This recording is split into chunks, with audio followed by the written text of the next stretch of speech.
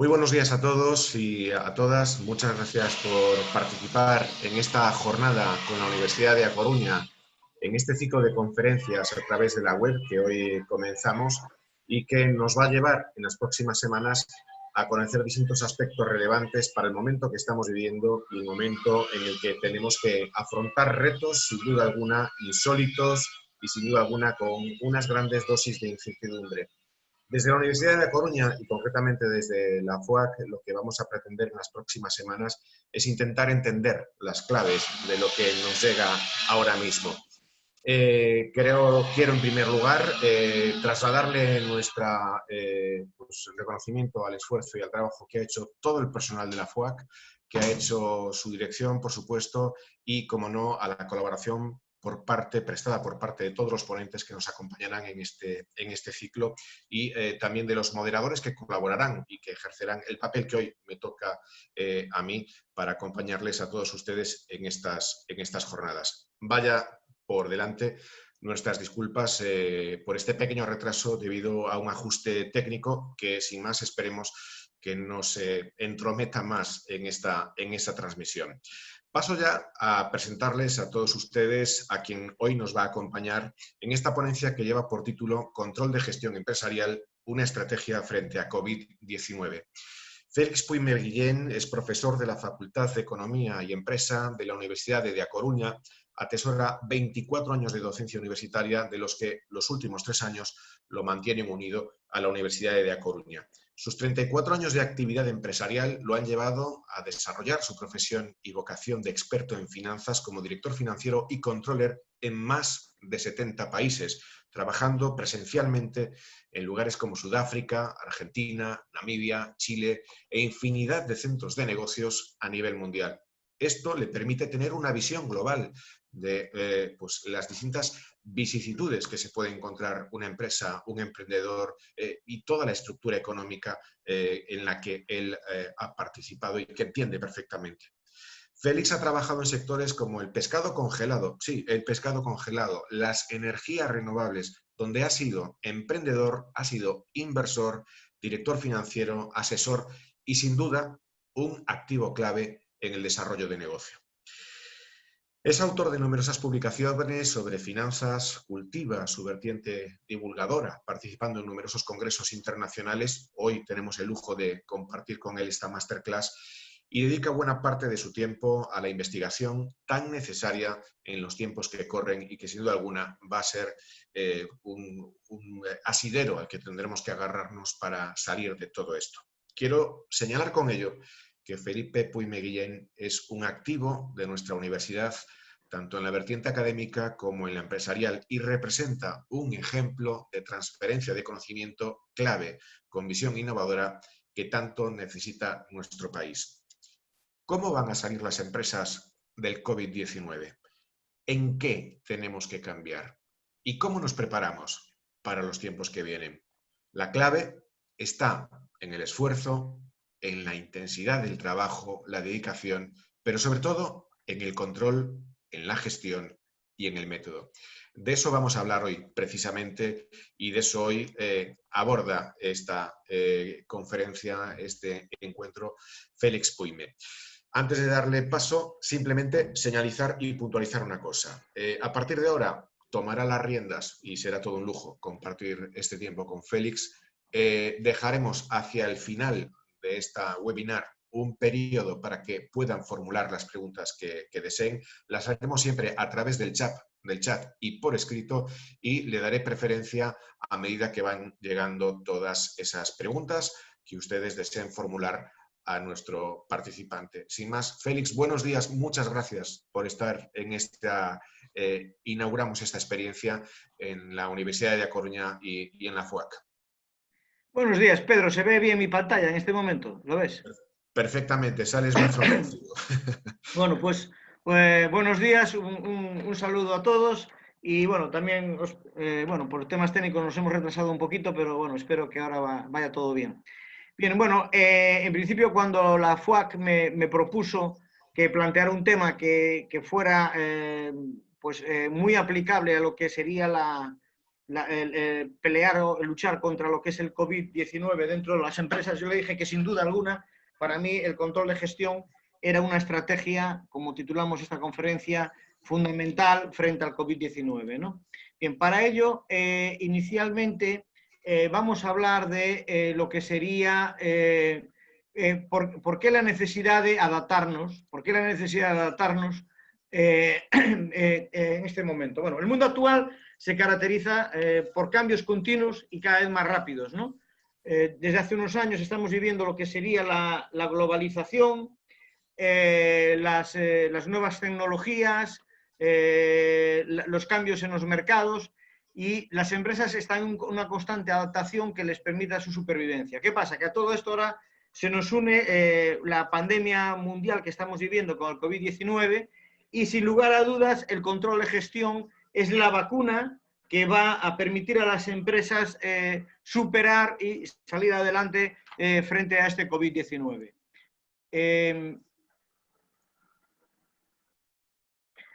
La necesidad de control.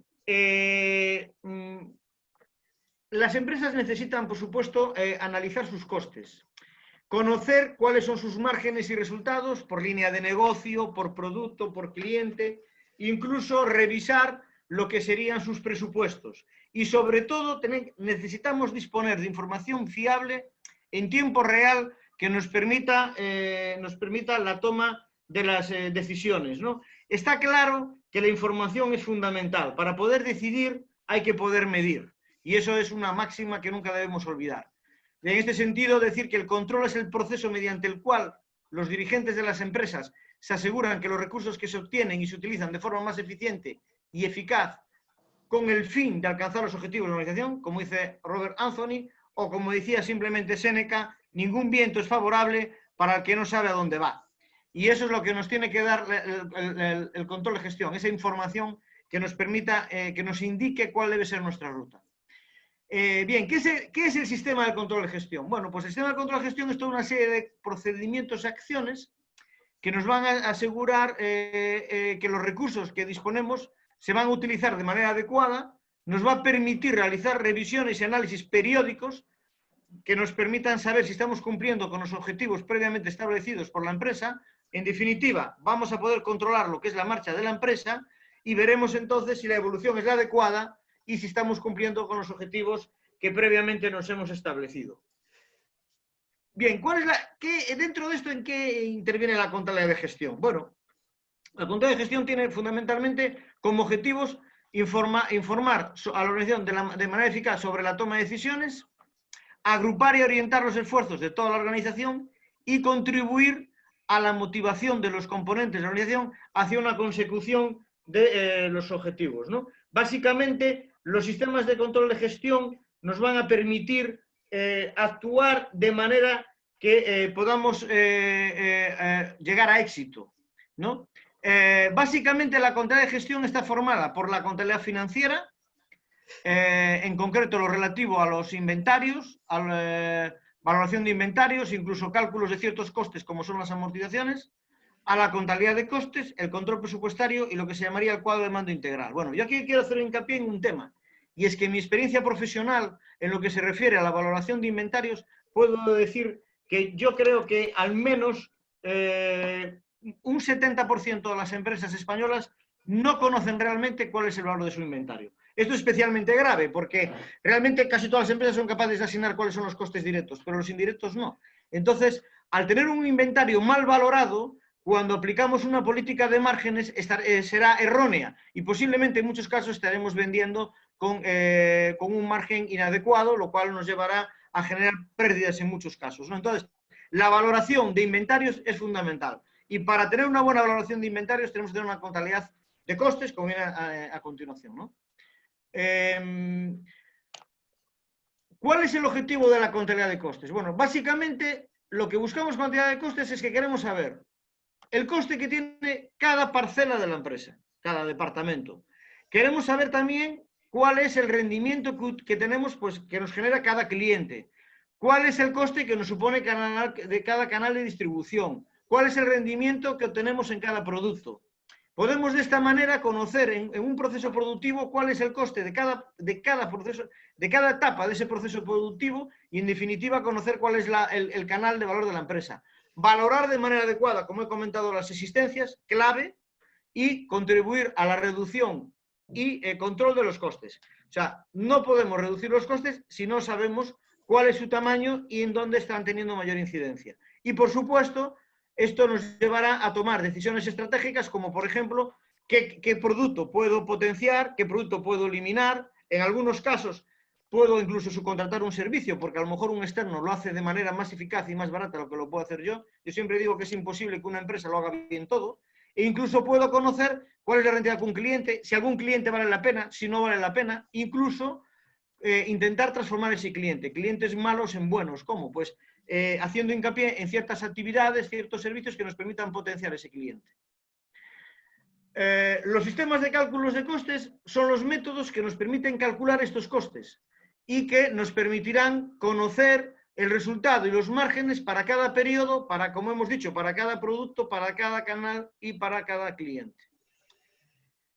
Cuando hablamos de costes tenemos que hablar de costes directos y de costes indirectos. Los costes directos son aquellos que no tenemos ningún problema, porque son aquellos que conocemos de manera inequívoca que corresponden a un producto determinado, ¿no? Imaginemos una empresa en donde tenemos diferentes zonas de diferentes departamentos. Sabremos en cada momento si ese departamento tiene una incidencia directa en un producto, sabemos directamente cuál es el coste y sabemos asignarlo sin ningún problema. ¿Cuál es el problema cuando no existe esa posibilidad de asignar de manera directa un coste? Es cuando se habla de los costes indirectos. Cuando tenemos ciertos costes que, por ejemplo, los tenemos que repartir en diferentes departamentos. Pues, por ejemplo, imaginaros una nave en donde el alquiler es único y para toda la nave, pero sin embargo los diferentes departamentos ocupan una superficie determinada. Tenemos que buscar un criterio de reparto subjetivo. El hecho de que sea subjetivo no quiere decir que no sea racional. Por ejemplo, en este caso, que hablamos de los alquileres, podríamos hablar, por ejemplo, los metros cuadrados que ocupa cada sección dentro de esa nave, ¿no? Entonces, repartir el coste total del alquiler en función de los metros cuadrados utilizados. Ahora, sin lugar a dudas, la definición del criterio de reparto es crítica, ¿no? Bien, básicamente hoy voy a hablaros de dos sistemas de reparto de costes, porque voy a haceros un pequeño ejercicio práctico en donde quiero que veáis cómo utilizando uno u otro, pues los resultados son más precisos o incluso nos pueden ayudar más a la toma de decisiones. Bueno, el sistema de costes completo, también llamado en inglés full cost, es el más antiguo, es el tradicional, es muy antiguo. Lo que hace es que divide la empresa para repartir los costes indirectos, divide inicialmente en secciones, ¿no? O en departamentos. Básicamente estas secciones, vamos a distinguir secciones o departamentos principales y auxiliares.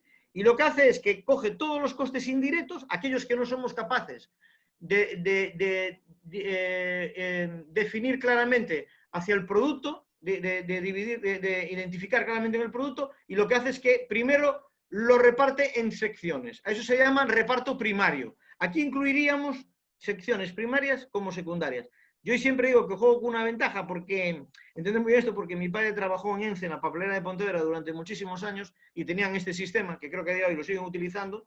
ENCE estaba dividido en secciones, mi padre llegó a ser jefe de una sección, cada sección tenía su departamento, y era una empresa prácticamente monoproducto, en aquel momento fabricaba pasta de papel, y el producto iba cogiendo valor añadido en la medida que iba pasando por cada una de las secciones. Entonces, lo que hacían es que estas secciones le iban incorporando su coste a los productos, ¿no?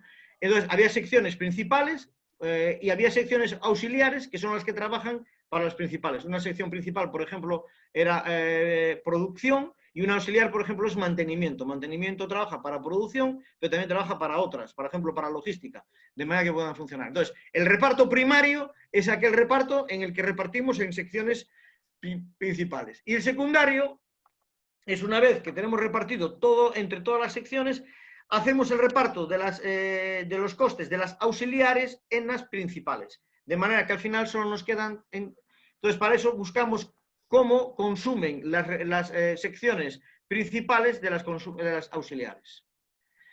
Básicamente, al final lo que se hace es, una vez que conocemos a través de este reparto primario y secundario y de las secciones cuál es el reparto de los costes indirectos hacia cada producto, sumamos los directos a los indirectos y tenemos el reparto directo. ¿Inconvenientes que tiene este sistema?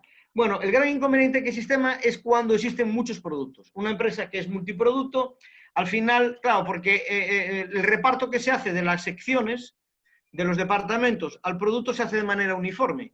Entonces, nos es muy difícil discriminar cómo cada uno de los productos que pasa por cada una de esas secciones consume más o menos de esa sección. Ese es el gran problema que hay. Por eso, hoy se utiliza con mayor frecuencia, aunque es más costoso, lo que sería el sistema basado en actividades, Activity Basic Cost, el ABC, que lo que se hace es que se considera que los departamentos efectúan actividades y los costes se generan en la medida en que se consumen de estas actividades, ¿no? Lo que se hace es que dice, bueno, cada departamento, ¿qué actividades realiza? Lo que hacemos es, dividimos el coste de ese departamento en coste de actividad, utilizando unos inductores de actividades, y luego, en la medida que cada producto consume de esas actividades, sabemos cómo se traslada a cada producto. O sea, hacemos un reparto más eficiente entre lo que sería el departamento y el producto, metiendo un nivel intermedio que sería la actividad. Esto lo vamos a ver en el ejemplo de manera muy sencilla. Bueno, básicamente el sistema ABC también divide las empresas en secciones, también nuevamente distinguimos entre costes directos e indirectos. Vuelvo a decir que el problema no es todos los costes directos, porque como bien dice su palabra, los podemos asignar de manera directa, y entonces lo que hacemos es que repartimos los costes indirectos por secciones. Luego vemos en las secciones cómo realizan las actividades. Puede haber que entre varias secciones realicen una única actividad, o puede incluso haber que una sección realice diversas actividades. Buscamos un inductor de coste. El inductor de coste es aquel que nos permite, un medidor, que nos permite saber cómo se consumen por cada producto de esas actividades. Calculamos cuál es el coste por cada uno de esos inductores, asignamos esas actividades a cada producto y al final tendremos el coste indirecto por cada producto de cada sección a través de la actividad y le sumaremos los costes directos. Vale, entonces, básicamente el método ABC se centra más en el origen, de manera más clara, en cuál es el origen de los costes a través de las actividades y nos permite hacer estimaciones más, y repartos más precisos en el tema de los costes. Bien, yo como caso práctico, basándome en mi experiencia profesional, os traigo un ejemplito. Os ha llegado una Excel, a la medida que os habéis inscrito, que ya viene resuelto. Yo os lo voy a comentar porque, bueno, tampoco es cuestión de ponernos aquí a resolver directamente la Excel celda por celda, pero para que lo veáis, tengáis una visión, tenéis la Excel, podéis interactuar con ella. En el caso de una empresa, se está basado en un caso, una experiencia mía profesional de consultoría, que le he llamado por discreción Mobile Shelter, que bueno, en castellano sería algo así como albergue móvil, que sería una empresa que se dedica a fabricar tiendas de campaña, ¿no? Y entonces vamos a hablar de una fábrica que básicamente lo que hace es que compra las piezas que forman parte de la tienda y simplemente lo que hace es que las ensambla, ¿no? Por sencillez en el ejemplo, voy a suponer que no tiene existencias de materias primas y que, debido a su fuerte demanda, todo lo que fabrica lo coloca en el mercado, por lo cual tampoco tenemos almacenamiento de productos terminados. Y básicamente, su catálogo de productos está basado en tres. La tienda estructural, ese tipo de tienda de campaña tipo chalet, la canadiense, que yo creo que la mayoría de nosotros hemos tenido alguna, los que somos, ya tenemos la típico Canadian, y el iglú, que están hoy muy de moda. La tienda suele ser pequeñitas, individuales o dos personas, ¿no? Entonces, esta empresa fabricaba tres tipos tiendas de campaña y en un escenario de crisis como el actual, se ve que tiene que tomar decisiones acerca de qué producto potenciar y qué producto abandonar, porque estamos en un mercado de alta competitividad, muchísima competencia en los precios, tiene una restricción de recursos y quiere centrarse en aquel producto que realmente es viable. Esta empresa en concreto que os comento se basa en un sistema tradicional, tenía un sistema tradicional de costes, full cost. Se pusieron en contacto conmigo porque habían ya tomado ellos previamente la decisión de prescindir de un tipo de tienda de campaña y querían saber si la decisión era la adecuada, y entonces yo lo que hice es que les eché una mano a implantar el sistema ABC Cost, y realmente nos encontramos que las conclusiones iniciales a las que habían llegado eran erróneas. Y eso es lo que os quiero explicar con este ejemplo en qué se habían equivocado. Bien, entonces para eso, bueno, salto a la Excel, que la tenéis aquí, ¿vale? Entonces, bueno, tenéis aquí los datos de entrada. En los datos de entrada, bueno, básicamente lo que tenemos es el precio de venta de las tiendas. La tienda estructural la vendían en 300 euros, la canadiense en 200, el Igloo en 150. Las unidades que eran capaces de producir al mes, esta fábrica fabricaba 500 estructurales, 1000 canadienses y sobre 300 Igloos. El número de componentes que formaba cada tienda, la estructural tenía 5 componentes, la canadiense 4, el Igloo 3. Estos datos obviamente los he tocado un poquito. Y el coste unitario medio de cada componente, 2 euros en la estructural. El tiempo en mano de obra directa por cada unidad, que era la misma, 0,8, y el coste de mano de obra directa por cada, o sea, de cada hora, ¿no? Que serían 10 euros la hora, ¿no? Bien, entonces, básicamente la empresa estaba estructurada,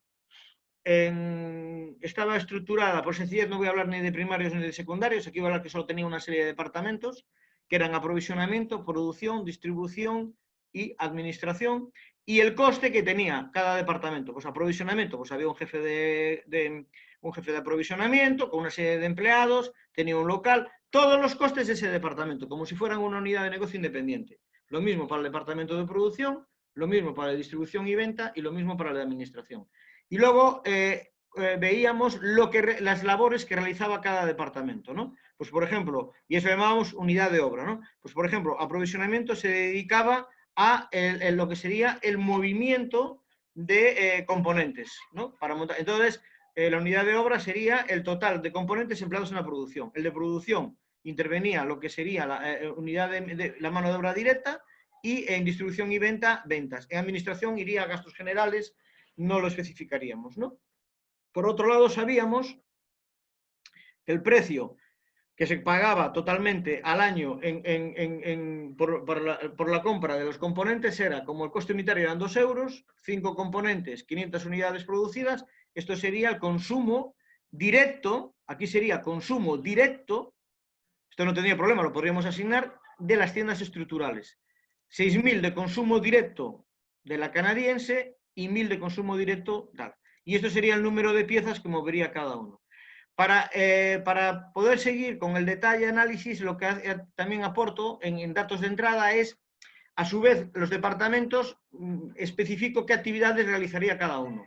Por ejemplo, aprovisionamiento realizaría 2, que sería contactar con proveedores y realizar pedidos, y manejo de componentes.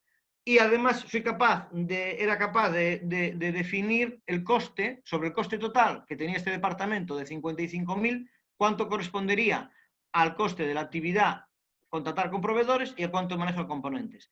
¿Veis? La suma es la misma, 55.000. Lo mismo haría en producción. En su caso lo dividiría en 3, que sería planificación y siguiente de la producción, fabricación del producto y montaje de máquinas, y el coste de cada una de ellas, 10.070 y 10.000 daría 90.000, y en el caso de distribución y venta, bueno, pues realmente empaquetar no lo tuve en cuenta, pero sí entrega a clientes, promoción de productos, seguimiento, el coste de cada una de estas actividades, que sería el coste total del departamento. O sea, he dividido el coste del departamento en el coste de cada una de las actividades. Y para saber el uso que se hace de cada una de las actividades, utilizo un inductor de coste. Por ejemplo, contactar con proveedores, ¿cómo lo voy a medir? Pues con el número de proveedores contactados. Manejar de componentes, ¿cómo lo mido? Con el número de componentes manejados. Planificación de producción, en los lotes de producción. Producción de producto, horas máquina de producción. Y así sucesivamente para cada una de ellas, ¿no? Y, por último, de las mediciones que hemos hecho, hicimos en la fábrica, de lo que para cada tienda se hacía de cada uno de estos inductores. Por ejemplo, en las tiendas estructurales, al mes era necesario contactar con los proveedores 2 veces, con los Igloos 2 veces, y en el caso de las canadienses 2 veces. El número de componentes, ya lo habíamos dicho, 5, 4 y 3.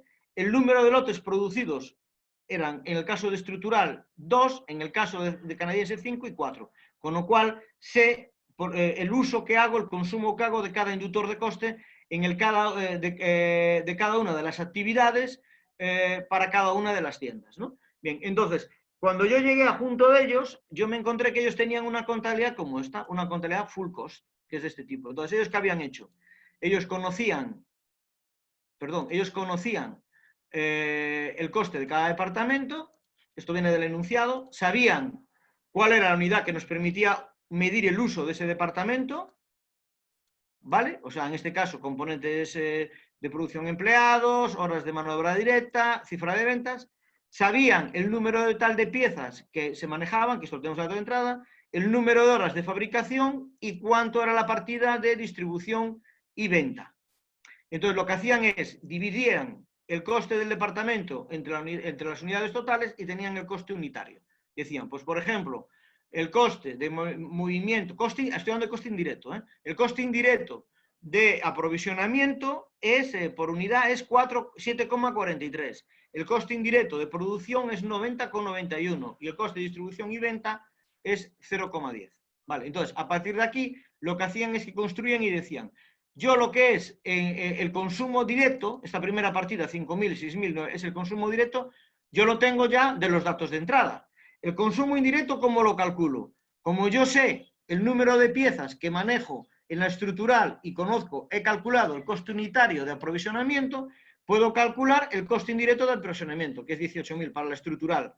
Con lo cual ya sé cuál es el coste de consumo de componentes sumando directo e indirecto. Conocería el coste del consumo total, directo e indirecto, de consumos. Haría lo mismo para canadienses, para iglús y para el total. Lo tenéis en este, lo podéis comprobar, está todo vinculado, ¿vale? Entonces ahora saltaría producción. Yo conozco el consumo de componentes, ahora conozco el consumo de mano de obra, también que lo tengo en los datos de entrada, que sería el número de horas por el número de horas, por el número de horas empleadas, por el número de unidades, por el coste diario. Entonces yo conocería lo que sería el coste de mano de obra directa. ¿Qué me quedaría? El coste de mano de obra indirecta, que es el que tengo aquí arriba, ¿no? Vengo al departamento y entonces yo multiplico el coste de hora de fabricación por el número de unidades, que voy al dato de entrada, por el número de unidades fabricadas, no, por el número de componentes. Y entonces me daría el coste indirecto de producción. Sumo el coste directo y el coste indirecto de producción y tendría el coste total de producción. Vale, aquí tengo el número, como sé el número de unidades vendidas, soy capaz de producidas, que son las mismas que vendidas, dijimos que coincidía, soy capaz de conocer el coste indirecto de producción, el coste total de producción. Suma de directo e indirecto. Entonces a mí me salía que fabricar una tienda estructural a mí me costaba 127,89, que hemos dicho que la vendía en 300, ¿vale? Aquí lo tenemos, en precio de venta. Bien, entonces ellos a partir de aquí montaban una cuenta de resultados y de márgenes por línea de producto, en donde los costes industriales los tenemos aquí. El coste de distribución simplemente multiplicaba la cifra de ventas por el coste unitario que hemos calculado de unidad de obra, el coste unitario indirecto del comercial, que era 0,10, y entonces llegaban a lo que sería el margen, tal, ¿no? Y esto lo calculábamos en términos relativos, ¿no? Entonces ellos decían, el margen de la tienda estructural es el 47,2, hacían lo mismo para la canadiense y hacían lo mismo para la iglú, claro.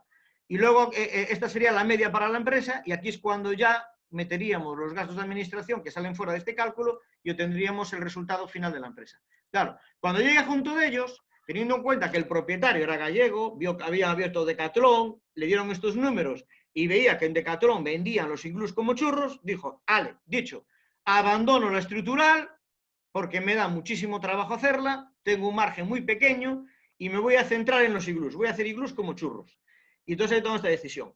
Gracias a Dios, pues tuvimos la oportunidad de verlo antes y entonces, bueno, yo le hice un cálculo por ABC. Entonces, lo que hice por ABC, este mismo ejercicio, partiendo de los mismos datos, yo lo que hice, con esta información que teníamos de partida, yo fui y dije, bueno, vamos a hacer los consumos. Bueno, hay una cosa que antes no dije, y es que, bueno, para definir claramente cuáles son las actividades que realiza cada departamento, yo aquí utilizo la colaboración de un compañero, un profesional que se dedica a la elaboración a lo que es toda la elaboración de procesos, ¿no? O sea, básicamente aquí lo que hay es, se produce una serie de reuniones y entrevistas en la empresa en donde intentamos definir cuáles son los procesos que realiza cada actividad y de ahí cada departamento y de ahí sacamos las actividades, ¿no? E incluso lo que hacemos es valorar cuánto asume de coste cada actividad de cada departamento, ¿no? Entonces, bueno, lo que hice es, si os fijáis, en el cálculo que había hecho previamente, el esquema es igual,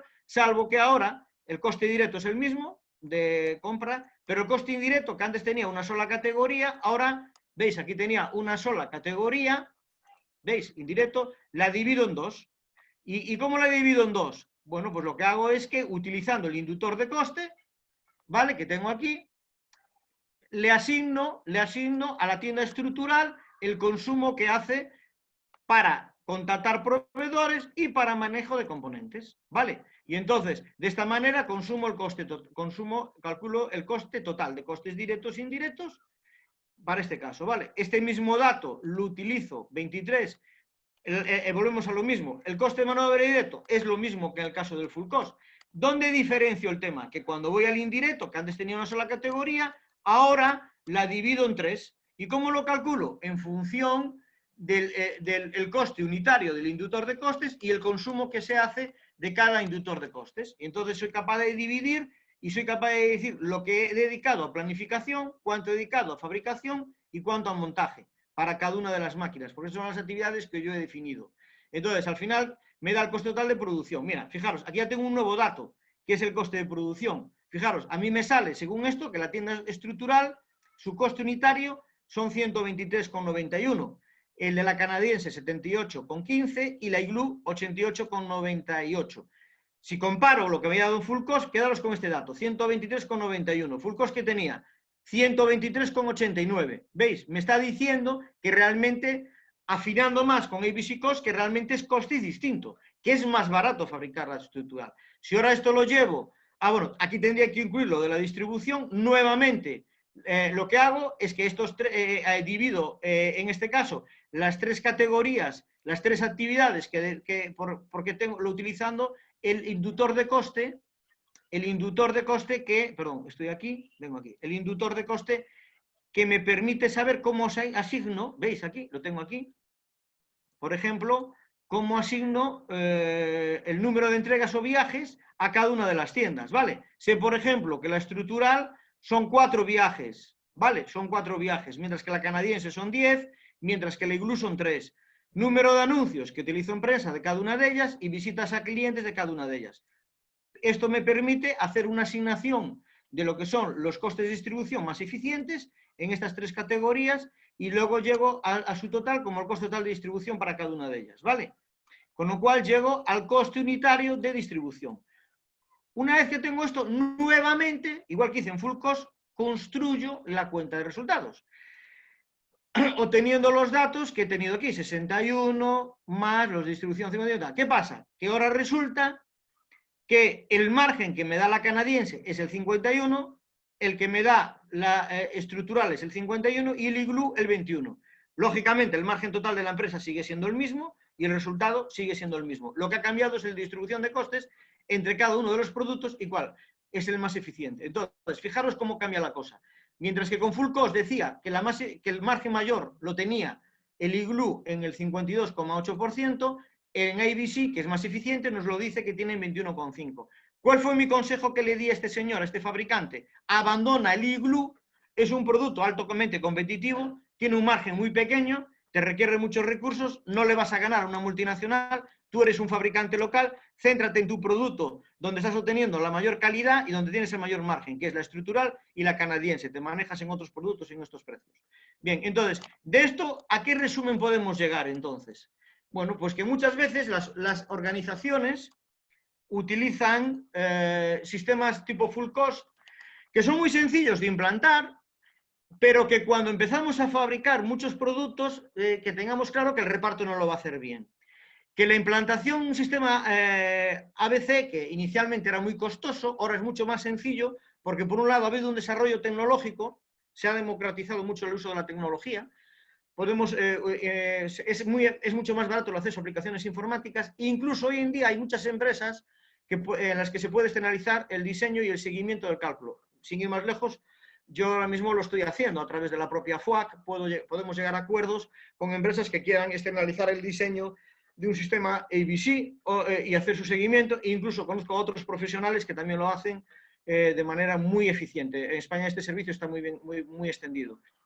El sistema ABC nos permite un reparto muchísimo más preciso de lo que son los costes indirectos, lo cual nos permitirá enfocar nuestra empresa en aquellos productos que son más efectivos y además pensar indirectamente que si yo luego conozco el consumo que hacen de los productos mis clientes, podré llegar a saber también de manera efectiva cuál es la rentabilidad que tengo con cada uno de los clientes. Por lo tanto, considero que aplicar un control de gestión de manera eficiente puede ser ahora en este momento la solución para poder salir adelante en el momento del COVID-19. Yo lo que os planteo a todos para terminar es que debemos revisar todas las contabilidades de costes de todas las empresas al objeto de saber valorar bien nuestros almacenes y de conocer cuáles son los márgenes que obtenemos en nuestros productos y cuáles son las rentabilidades que nos generan nuestros clientes. Espero haber sido breve, claro y no haber sido muy pesado, y entonces cedo la palabra para que se me planteen las cuestiones que se consideren oportunas. ¿Sí? ¿Hola?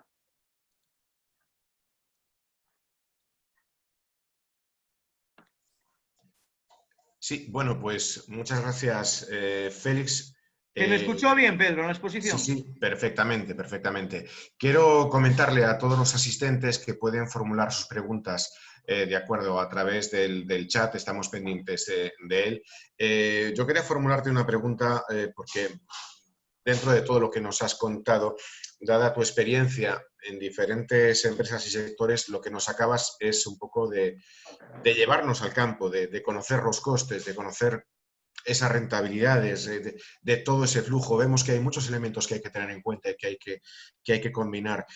Félix, ¿las empresas realmente saben los márgenes, los costes? ¿Este ejercicio lo hacemos? ¿Cómo está? ¿Cómo ves esa cuestión? Bueno, yo creo que ¿Sí? Sí, sí, te escucho perfectamente, sí. Es que está viendo aquí. Yo creo que fundamentalmente el gran problema que hay en mayoría de las empresas, mi experiencia, es que no conocen, no. O sea, cuando te llaman para asesorar a una empresa, bueno, una inmensa mayoría de empresas no tienen instalado un sistema de costes, o sea, como mucho conocen, tienen un escandallo del coste de producción, saben lo que son los costes directos, pero no saben, no tienen imputados los costes indirectos. Date cuenta que hoy en día en las organizaciones tan complejas como son y donde se contratan muchas cosas y tal, hoy en día los costes indirectos son enormes y entonces el problema que hay es que como no tienen imputados los costes indirectos, no tienen bien valorado el almacén, no conocen cuál es el coste real de cada producto. Y entonces aplican una política de margen, pero lo hacen sobre el coste, un coste calculado de manera inadecuada. Con lo cual están vendiendo en algunos casos incluso bajo coste, llegando a pérdidas. Mi opinión es que la mayoría de las empresas lo hacen mal. Pues vamos a tener que ponernos las pilas con lo que nos llega. Félix, nos trasladan una pregunta a través del apartado de preguntas y respuestas. ¿Es posible desarrollar una contabilidad de gestión con Excel o se requiere una aplicación comercial dedicada? Es decir, explica Juan José, nos hace esta pregunta, ¿cuál es el coste de desarrollar una contabilidad de gestión? Vamos a ver, hoy en día hay dos posibilidades y yo creo que todo depende de la dimensión de la empresa. Vamos a ver. Lógicamente en Excel, sí que cuando la empresa es pequeñita se podría hacer algo, la Excel pues permite hacer tablas dinámicas, se puede montar en una empresa pequeñita en donde no, y depende también del número de centros de trabajo que tenga, secciones que tenga, se puede montar una contabilidad. Otra posibilidad, lo comentaba hace un momento, es si la empresa lo quiere subcontratar, hoy hay tarifas muy competitivas que te lo puede hacer alguien a nivel externo, o sea, le facilitas la información, él te lo hace y él te lo monta, te crea esa base de datos en Excel y lo va actualizando. Y luego ya cuando la empresa adquiere una dimensión importante, ya tenemos que ir a programas tipo ERP, a programas de gestión integrada, programas de gestión eficiente, en donde hablamos de inversiones muy potentes. Si me hablas de empresas tipo Pescanova, Inditex y tal, lógicamente tienen que ir ya a un ERP, eso no se puede hacer con Excel, pero yo pienso que la mayoría de las pymes pequeñas, las pequeñas pymes, date cuenta que el tejido gallego es muy pequeño, la mayoría de las empresas son pequeñas, claro que se podría hacer con una Excel y con la mano de un consultor sí que se podría llegar a implantar. Muy bien, seguimos a la espera de alguna pregunta más que quiera formular cualquiera de los participantes en esta jornada. Bueno, todas estas claves, estos procesos, que es el día a día además de un controller, Félix, bueno, es una vacuna contra el COVID-19, contra los efectos, entiéndase, en el mundo de las de las empresas. Y además, ¿es necesario recurrir a un externo? ¿Cuán conveniente puede ser el contar con un asesor externo, con un egresado de nuestra universidad que tenga esta experiencia, tenerlo como externo? Necesitamos hacerlo dentro de la compañía. Sí, bueno, yo creo que a lo largo de como tú comentas, yo llevo trabajando 34 años. Bueno, inicialmente, cuando yo empecé a trabajar, muchas empresas no tenían ni ordenadores, o sea, las empresas pequeñas, las pymes, o sea, ¿no? Durante mucho tiempo no tenía ni contabilidad financiera, o sea, luego se empezó a hacer una contabilidad para casi nada por cumplir con un requisito legal y para hacer liquidación de impuestos de las sociedades. Luego lo que se hizo es que la contabilidad financiera, pues mucha gente a nivel de desagregación de cuentas contables era capaz de pues, intentar llevar una especie de contabilidad por secciones, por línea del negocio, pero también estamos hablando de que eran escenarios muy poco competitivos, donde tú competías en un ámbito local y en donde, aunque hoy a lo mejor cueste creerlo, los márgenes eran enormes, o sea, era fácil ganar dinero.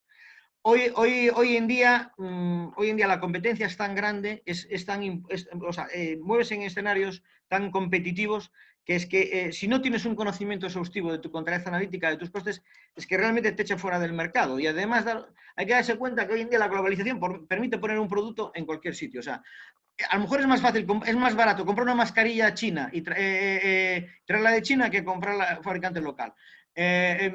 Realmente, si uno analiza los costes de mano de obra, el problema no está ahí. O sea, si uno hace un análisis, yo muchas veces lo he dicho, o sea, normalmente se cree que el tema está en recortar los costes. No, yo creo que el problema está en eficacia, en eficiencia. O sea, no tengo claro que el problema sea los costes salariales altos, porque si no, si fuera, el tema está.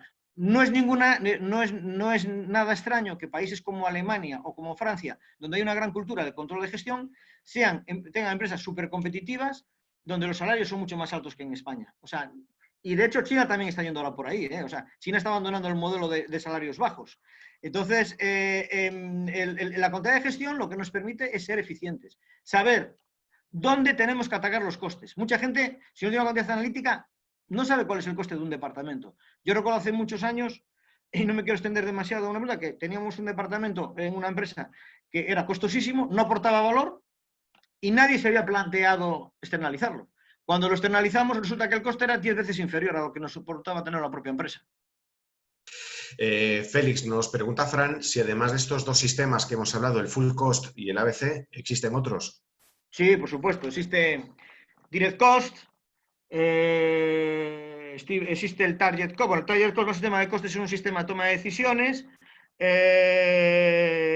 Existe un modelo avanzado que es el Full Cost Time Driver, que es en función del tiempo empleado. Existe un sistema de costes también llamado de costes variables. Existen muchos. Lo que pasa es que, bueno, yo traje estos dos ejemplos porque, bueno, el Full Cost es el sistema más empleado. También tengo que decir que muchas veces las empresas tienen sistemas mixtos. Por ejemplo, este año estuve dando un curso de formación a personal de Volkswagen en Navarra en tema de costes, precisamente a gente del departamento, y ellos me comentaban que ellos tenían sistemas mixtos. O sea, ellos combinaban full cost con ABC cost y con target cost. O sea, normalmente a veces las empresas combinan diferentes sistemas de costes. Por eso es tan importante lo que tú antes me decías. ¿Es necesario un consultor externo? Sí, porque mira, el problema que tiene la contabilidad de costes es que la contabilidad de costes hace falta oficio. Y el que la quiere montar por primera vez, si no tiene experiencias previas, va a cometer muchos errores. Y porque muchas veces no es algo puro, o sea, no es llegar y decir, no, yo monto aquí un sistema ABC. No, no. Tú tienes que, a cierta medida, hacer una especie de traje a medida. O sea, tienes también que ajustarte un poco a la necesidad de la empresa. Y entonces, sí que es necesario que, aunque haya buenos profesionales, que tengan el apoyo de una persona que tenga experiencia, sobre todo en la implantación. Nos llega también otra pregunta que dice que si es posible la aplicación de control de gestión en empresas que no sean de producción, empresas basadas en horas de trabajo. ¿Cuál es la clave en sectores como los servicios o empresas del tercer sector? Claro, precisamente ahora mismo es lo que más se está haciendo, ¿no? Y están todas entrando en el sistema ABC Cost. Conocer el coste por servicio es lo más importante. Empresas como R han invertido mucho en el tema de coste de servicio. O sea, ahora mismo todas las empresas del sector financiero bancarias, conocer cuánto te cuesta cada operación, cuánto me cuesta actualizar una cuenta corriente, o sea, a la empresa, ¿no? Cuánto le cuesta cada vez que viene un cliente, cuánto me cuesta abrir una cuenta, cuánto me cuesta visitar a un cliente. Todos esos procesos, saber cuál es el coste, es fundamental. Porque claro, si yo soy capaz de conocer, por ejemplo, cuánto me cuesta visitar a un cliente, puedo saber luego cuál es la rentabilidad de mi cliente. Si yo no tengo ni idea, si yo lo tengo ahí, o sea, entonces muchos especialistas en gestión comercial, el problema que tienen es que luego no conocen cuál es el coste de cada uno de los servicios que prestan. Súper indicado para empresas de servicio, está súper en boga y las grandes empresas están trabajando en eso. Y mayoritariamente están utilizando ABC Cost, porque lo que hacen es que dividen los servicios en actividades. Valoran cada actividad y conocen el coste final de cada servicio. Félix, por lo que nos estás contando, ahora se habla de profesiones de futuro, sobre todo nos vamos por el camino de la tecnología, pero esto es a todas luces una profesión de presente y de futuro, porque la gestión empresarial o pasa por el control, sí o sí, sea con full cost, sea con ABC o con el método que desees, pero este es el camino que hay que seguir. Así es, mira, yo vengo colaborando con algunos másters y escuelas de negocios que también que impartimos la certificación controller, hay una certificación privada y te voy a decir que tiene una demanda brutal. En este momento hay una demanda brutal en el mercado. España pasaba de no tener controllers, ahora es el elemento estrella. Hablamos de otros salarios, hablamos de potenciar la profesión de los que estudiábamos administración de empresas, porque siempre digo una cosa, yo hace muchos años mi madre me preguntaba, me hacía una pregunta y me decía, mi madre no tiene formación, desgraciadamente, pero es una mujer inteligente y me decía, ¿por qué gana mucho más un ingeniero o un economista? Yo le decía, mamá, porque el ingeniero contribuye a que la empresa gane dinero y el economista solo apuntamos cosas en la contabilidad. El control de gestión cambias, aportas a ganar, aportas también, pasas a ser del grupo de los ingenieros, de los que aportan a la empresa capacidad para ganar dinero. Entonces el salario es otro. Entonces muchos profesionales se están capacitando en el control de gestión y hay muchísimos cursos y está muy en boga. Y tengo que decir que en los últimos años ha supuesto una revolución en las grandes empresas españolas que ahora tiene que llegar a las pymes. Las grandes empresas españolas se han armado de control de gestión. Estoy hablando de Zara, de Inditex, estoy hablando de Indra, he dado formación en Indra, estoy hablando de Naturgy, estoy hablando de todas las grandes compañías, se han fortalecido. Y ahora esto tiene que llegar a las pymes y a las pequeñas y medianas empresas. Me parece también muy interesante que tenéis que amoldaros a la actualidad y va a haber costes que van a aparecer, costes nuevos que hasta ahora no teníamos en cuenta. Una empresa no tenía contemplado en su presupuesto 2020 los costes de adaptar, por ejemplo, sus instalaciones a los requerimientos de seguridad ante los protocolos COVID. Pero al mismo tiempo, quería preguntarte, Félix, si es algo que también nos han trasladado por un chat interno, ¿de qué forma las nuevas tecnologías van a dibujar un nuevo mercado? ¿Cómo os va a facilitar a vosotros, los controllers, el trabajo? ¿Y de qué forma va a revolucionar este mercado que está cambiando y que va a cambiar? Vamos a ver, antiguamente el gran problema que había era medir y luego también tener máquinas inteligentes que permitieran hacer algoritmos que permitieran predecir. Yo os puedo contar una anécdota muy básica. Yo colaboré en la implantación de un sistema de contabilidad analítica e informatización de una empresa avícola en donde conseguimos, donde 10 mujeres para embalsar 6.000 kilos necesitaban 10 horas, lo conseguimos hacer en 3 horas. ¿Por qué? Porque los sistemas de algoritmo matemático, en cuanto venían los cachos de pescado por la cinta, eran capaces de separarlos a través de una especie de escalestri y hacía por un sistema de aproximación matemático, predecía los pedazos justos de pescado, los trozos que le tenían que llegar para llegar al kilo y así la mujer no perdía el tiempo seleccionando a mano cuáles eran. ¿Qué contribuyó esto? Contribuyó a que la mujer tuviera una mejor calidad en el trabajo y contribuyó a que la empresa fuera más eficiente y a tomar mediciones más importantes. Luego, otro gran reto es la inteligencia artificial. Cuando tú montas un sistema de información de gestión y lo unes a un programa de inteligencia artificial, lo que te permite es gestionar mejor la información y la toma de decisiones. Puedes proyectar, por ejemplo, en una empresa petrolera que yo trabajé, que fui asesor en Madrid recientemente, fuimos capaces, a través de inteligencia artificial, un programa que habíamos encargado en la Universidad de Madrid, que nos predijera la evolución del precio del petróleo y, unido a nuestro programa de gestión, nos hacía simulaciones de compra y de venta y de refinado, y podíamos hacer simulaciones de compra y de venta también dependiendo de la evolución del dólar o de cualquier otra divisa. De manera que hacíamos la compra en el momento más adecuado, al precio más adecuado de la divisa y en el momento en que era más fácil refinar. Y todo ello nos llevaba a un incremento del margen. No sé si me estoy explicando con claridad. Combinábamos inteligencia artificial con gestión de procesos y toma de decisiones. Está claro. Bien, llevamos ya los 50 minutos de sesión. Estamos a disposición de las preguntas de cualquiera de los asistentes, a los cuales, por supuesto, le agradecemos que hayan estado continuamente con nosotros atendiendo a esta jornada. Yo creo, Félix, que si me lo permites, y debido a mi profesión y vocación profesional, tengo que meterme en el charco de la actualidad. Vamos a hacer, si quieres, un paréntesis, aunque yo creo que todo lo que estás explicando tiene que ver con la actualidad. Las empresas, muchas, se están preguntando de qué forma va a cambiar las cosas, cómo va a cambiar el mercado. Y tienen mucho miedo de que si lo que yo estoy haciendo ahora mismo va a servir en el futuro. Si pensamos, por ejemplo, en el sector de la automoción, estamos viendo cómo las normativas nos están llevando al escenario de la descarbonización. Las normativas que llegan de la Unión Europea nos giran hacia una economía verde. La forma de movernos, la energía sostenible, va a ser también algo muy, muy interesante. Como experto y como analista del mercado y de lo que está sucediendo, te invito, Félix, a que nos des alguna pista de por dónde tenemos que tirar, a qué caballo tenemos que apostar nuestra apuesta. Claro, yo ahí estoy muy preocupado porque España, mucha gente no lo sabe, pero yo creo que es el tercer fabricante del mundo de vehículos, porque aunque no tenemos marca propia, porque ahora sea Mercedes-Benz, somos el tercer país en número de factorías. Creo que tenemos 10 factorías, diferentes marcas. El gran reto ahora mismo es que los fabricantes, que no son nacionales, decidan el nuevo coche, que va a ser el coche eléctrico, con una salvedad. El coche también va a ser un generador de energía. Me explico, con la revolución digital, lo que son las redes eléctricas digitales, que se implantará en el 2030, cuando tú llegues a tu casa, tú vas a poder vertir la energía sobrante de tu vehículo en la red, el contador va a ser de doble lectura. Ya están invirtiendo en digitalización todas las redes eléctricas. De hecho, hace poco di una charla financiada por Naturgy explicando un poco todo el proceso.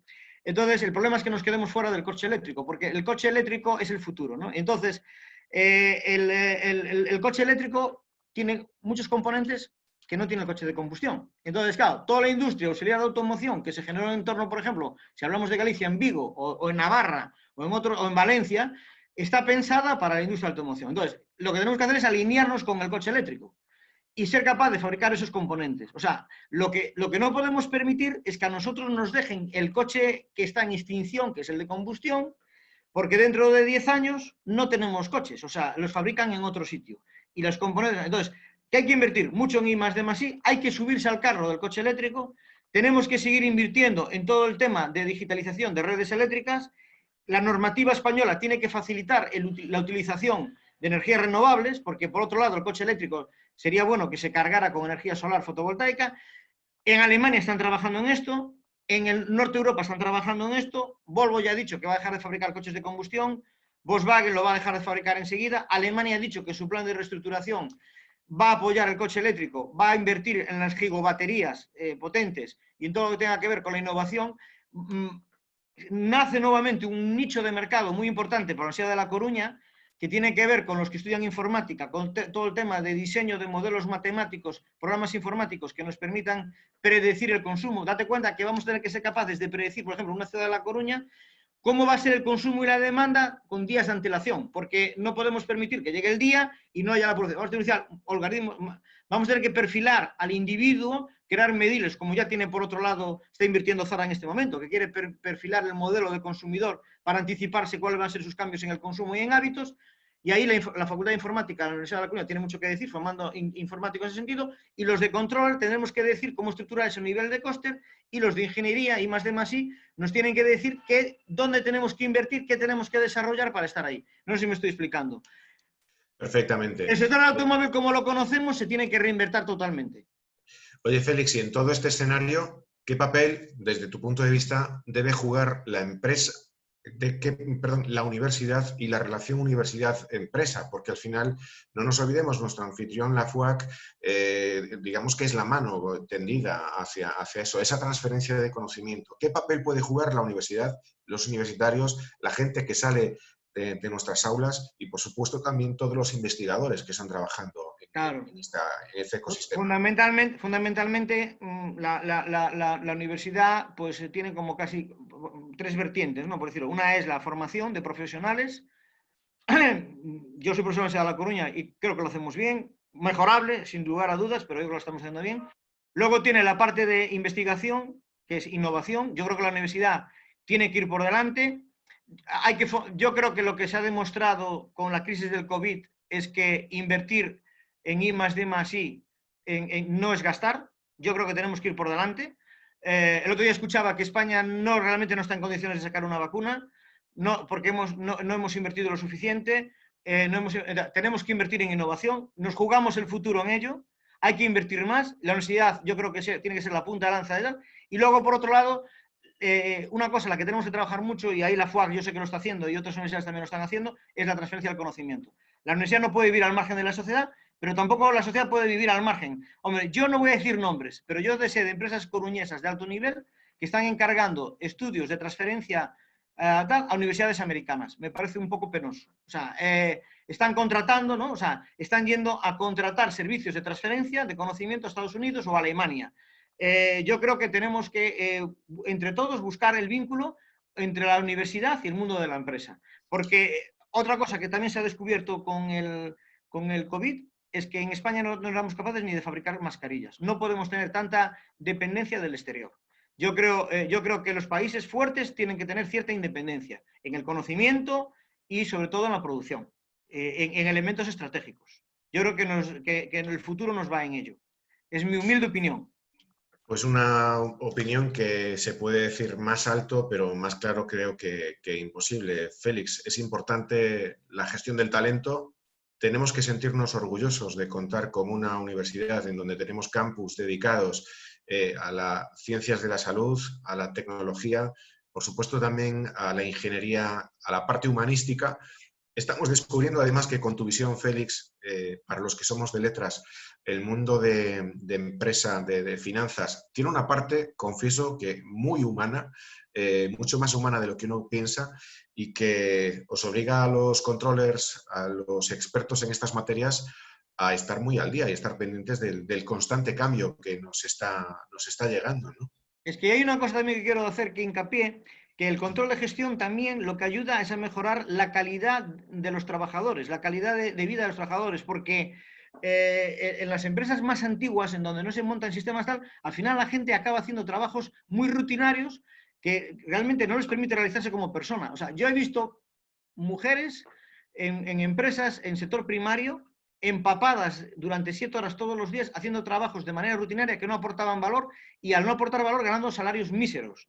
Entonces, yo creo que si somos capaces de innovar, haremos lo que hacen otros países como Holanda y Alemania, y es que capacitaremos mejor a nuestros trabajadores, podremos pagarles salarios más altos y tendrán condiciones de trabajo más dignas. Entonces, yo creo que ahí también el control de gestión puede aportar una mejora de la calidad de vida de nuestros trabajadores. Bueno, pues como decimos, son las 1:10 de la tarde. Hemos recogido todas las preguntas de nuestros seguidores. Bueno, nos llega una más. Si nos lo permites, Alfredo nos pregunta si crees posible que la transferencia de conocimiento universidad-empresa puede llegar a la pequeña empresa y cómo ves este proceso. Pregunta importante la de Alfredo, porque parece a veces que esto de la transferencia del conocimiento es exclusiva para los grandes, pero ¿y los pequeños empresarios? ¿Cómo acceden a todo esto?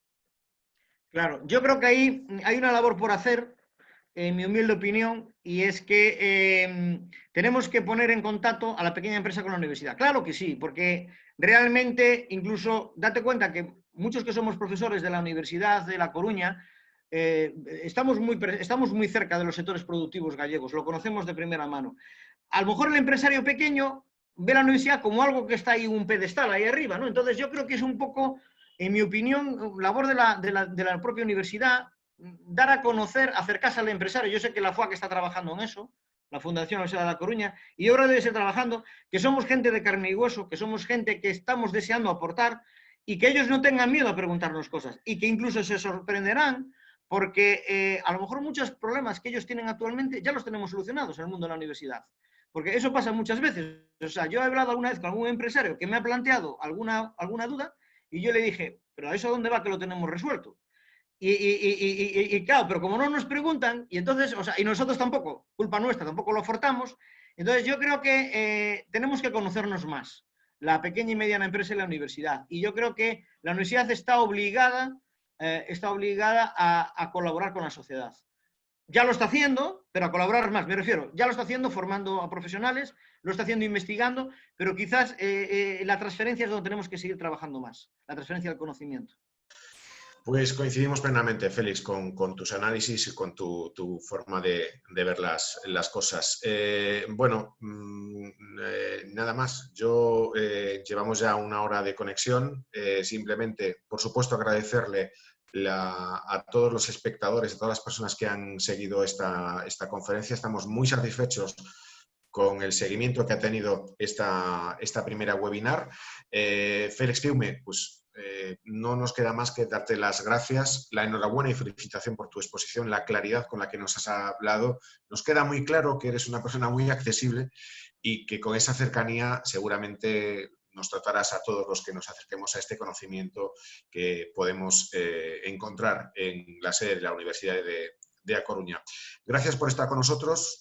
A todos los que nos seguís, recordaros que la próxima semana tendremos un nuevo encuentro digital en el que espero contar con todos vosotros de nuevo, que os apuntéis. Si os ha gustado, por favor, contadlo, invitad a quien queráis para participar en estas actividades. Buenos días, Félix.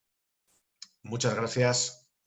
Nada, gracias a vosotros y no simplemente saber que, bueno, que estamos aquí en la Universidad de La Coruña y que, bueno, encantados de atender a todo el mundo que quiera plantearnos algún tema de transferencia a través de la propia FUAC, Fundación Universidad de La Coruña, y nada, y un placer, la verdad. Gracias por haberme invitado a estas jornadas. Pues muchas gracias, muy amable y hasta la próxima. Gracias a todos. Buenos días. Gracias, hasta luego, hasta luego.